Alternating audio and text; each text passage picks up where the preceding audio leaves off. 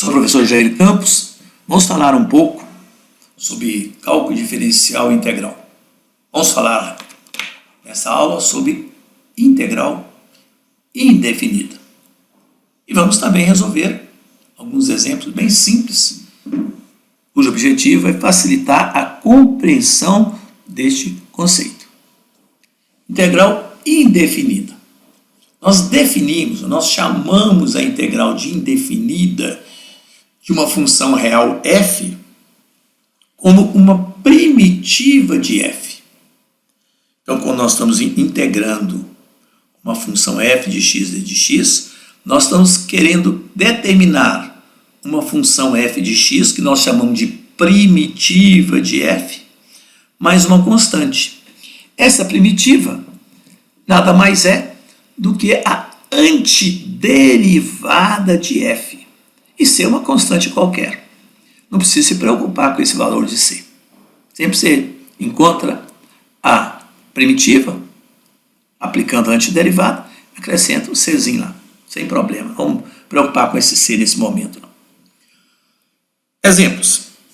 Integrar significa, como já disse, determinar a função f maiúsculo de x. Isto é, determinar a função primitiva em relação à função anteriormente derivada, isto é, a função f.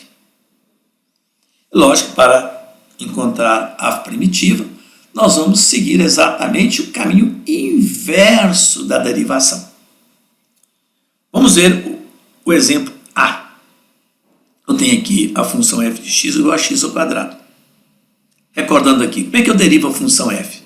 Vai ficar 2 vezes x ao quadrado, 2 menos 1. Então, vai dar 2x. Se eu derivar a função f, eu multiplico por 2 e tiro 1 do expoente. Fazer o caminho inverso. Ao invés de multiplicar, é o quê? Dividir. Em vez de subtrair 1, o que eu vou fazer? Eu vou somar 1. Então, vai ser x elevado a 2 mais 1, dividido por 2 mais 1. Então, em vez de multiplicar pelo expoente, eu divido pelo expoente. O expoente é 2 mais 1, dividido por 2 mais 1. Então, nós temos x3 sobre 3, mais a constante c.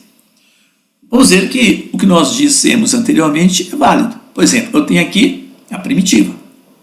Se eu derivar a função primitiva, que eu acabei de obter, x3 sobre 3, se eu derivar, o que vai acontecer? Eu multiplico por 3, subtrai 1. Então, fica 3x ao quadrado. O 3 eu simplifico com 3, eu volto à função anteriormente derivada, que é x2. Então, a derivada da função primitiva é igual à função f de x. Então, quando eu estou integrando uma função, eu estou calculando a antiderivada da função. É lógico, para calcular uma integral, fazer uma integração, nós precisamos conhecer as derivadas. Então, coloquei aqui apenas algumas regras de derivação. Lembrando que o aluno tem que estar bem afiado nisso aí. Em seguida, coloquei também algumas regras de integração. Também temos que ficar bem afiado nisso aqui. Nós vamos demonstrar essas regras.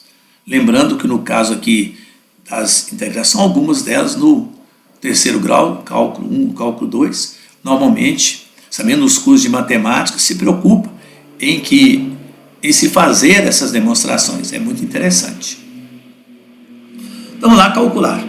1. Integral de 3 menos 2x d de x. Temos aqui as duas regrinhas de integração que vai nos ajudar a calcular isso aqui.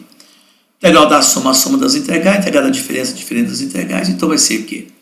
Mesma consequência da derivada, derivada da soma, a soma das derivadas, derivada da diferença, diferença das derivadas. Então, vai ficar integral de 3d de x menos integral de 2x d de x. Correto? Mas o que é integral da função constante? Não vai ser a constante vezes a integral de d de x? Integral de d de x é x, então vai ficar c vezes x. Então, 3 integral de d de x vai ser o quê? 3x. Integral de d de x é x, 3 vezes x, 3x, menos 2. Integral de x d de x, o que a gente faz? Alguns autores chamam também de regra do tombo, né? ter o x, é só acrescentar 1 e dividir por 1 mais 1. Então, vai ficar x elevado a 1 mais 1, que é 2, sobre 1 mais 1, que é 2. Simplifico 2 com 2, resultou 3x menos x ao quadrado mais c. Outro exemplo, x3 mais 2x2 d de x. Também temos aqui mais uma regrinha de integração. Então, vai ser ax elevado a n d de x, vai ser integral a vezes integral de x elevado a n d de x. Então, vai ser a d do tombo, x elevado a n mais 1 sobre n mais 1. Lembrando aqui que o n tem que ser sempre diferente de menos 1 neste caso. Então, vamos ter o quê? Integral de x3 d de x mais integral de 2x2 d de x. Integral de x3, só somar 1, 3 mais 1, 4, dividir por 4. 2, x3 soma também, x2, desculpe lá, x2 soma 1, 2 mais 1, 3, divide por 3, mais c. Se eu tenho a função inversa, é só lembrar que 1 sobre x2 é a mesma coisa que x elevado a menos 2. Invertemos a fração e trocamos o sinal do expoente. 1 sobre x ao quadrado é x elevado a menos 2. É só aplicar a regrinha do tombo, né?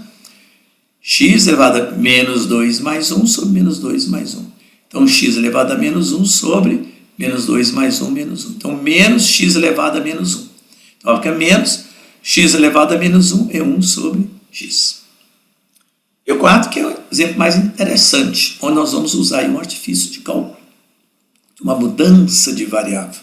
Então, no lugar do cosseno de x, vou escrever a variável u. Vou trocar o cosseno de x por 1. Então, eu tenho o quê?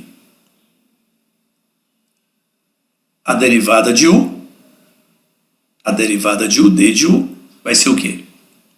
Derivada do cosseno é menos seno de x, d de x. Se eu derivo a função u, eu vou encontrar menos seno de x, cosseno de derivada do cosseno é menos seno. Daqui eu posso achar o d de x. O que é d de x? D de x é d de u sobre seno de x. Aí eu posso voltar na integral e fazer as substituições. Seno de x, lugar, como cosseno de x é u, então cosseno ao quadrado de x é u ao quadrado. E o d de x, que é d de u, sobre menos seno de x. Posso simplificar aqui, cancelo o seno com o seno. Então fica menos, colocar o menos já em evidência antes, né? Se a função é negativa, a integral no caso aqui vai ser negativa. Pode dizer isso. Então, menos integral de u ao quadrado d de u. Integral de u ao quadrado vai ser u elevado a 2 mais 1, 3 sobre 3. Então, menos u a terceira sobre 3 mais c. Mas o que é u? U não é cosseno? Então, u ao cubo é cosseno ao cubo de x sobre 3.